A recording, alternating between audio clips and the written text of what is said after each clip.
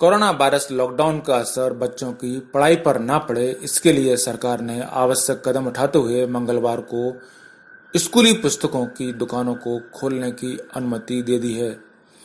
इसके अलावा बिजली के पंखे बेचने वाली दुकानों को भी प्रतिबंधों की सूची से बाहर कर दिया गया है। गृह मंत्रालय ने कहा कि शहरी क्षेत्रों में स्थित ब्रेड फैक्ट्रियां और आटा मिल भी लॉकडाउन के दौरान काम शुरू कर सकती हैं। गृह मंत्रालय ने एक आदेश में कहा कि अब तक जारी दिशा निर्देशों के जरिए विशिष्ट सेवाओं और गतिविधियों की छूट के संबंध में स्थिति स्पष्ट किए जाने की मांग के बाद यह निर्णय लिया गया है।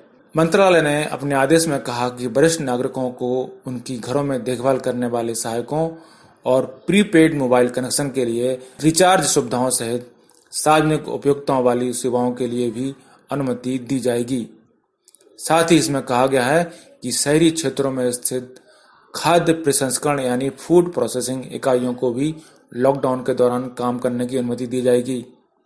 इनमें ब्रेड कारखाने, मिल्क प्रोसेस प्लांट्स, आटा मिलें, दाल मिलें आदि शामिल हैं। हालांकि मंत्रालय ने स्पष्ट किया कि कार्यालयों, कार्यशालाओं, कारखानों, प्रतिष्ठानों में सामाजिक दूरी को सुनिश्चित किया जाना चाहिए, यानी इनमें काम सोशल डिस्टेंसिंग के नियमों को पालन करते हुए किया जाएगा। यह निर्णय ऐसे समय में लिया गया है जब कोरोना संक्रमण के बढ़ते मामलों के बीच देश में कोविड-19 की जांच में तेजी लाई जा रही है। स्वास्थ्य मंत्रालय के मुताबिक देश में अभी तक कोरोना वायरस से पॉजिटिव मरीजों की संख्या बढ़कर 20,000 से ज्यादा हो चुकी है, जबकि मरने वालों की संख्या 600 पहुंच गई है। सरकार एक तरफ जांच की रफ्तार बढ़ाना चाहती है तो दूसरी तरफ डिफेक्टिव किट्स ने मुश्किल बढ़ा दी हैं। राजस्थान सरकार ने चीन की बनी rapid antibody blood test kit से गलत परिणाम आने की बात कही है, जिसके बाद आईसीएमआर ने राज्यों को 2 दिन तक इस किट का इस्तेमाल नहीं करने को कहा है।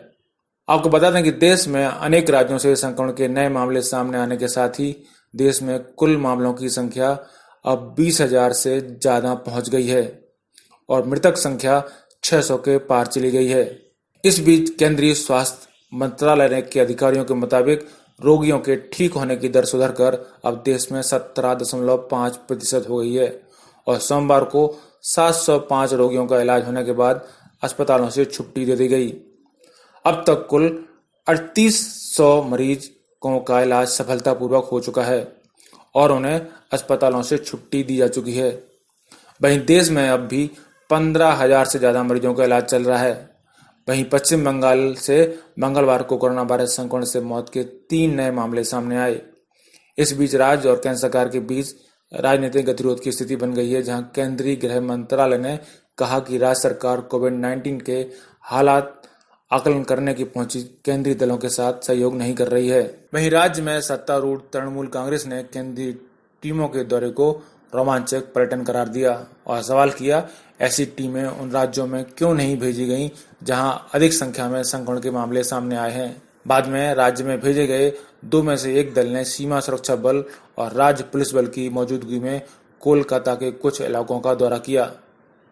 इस बीच गृह मंत्रालय की संयुक्त सचिव पूर्ण सलिला श्रीवास्तव ने दैनिक प्रेस ब्रीफिंग में बताया कि संक्रमण की अधिकता वाले राज्यों में लॉकडाउन के पालन की स्थिति का आकलन करने के लिए केंद्र ने अपने दलों को महाराष्ट्र, मध्य प्रदेश, राजस्थान और पश्चिम बंगाल भेजा है।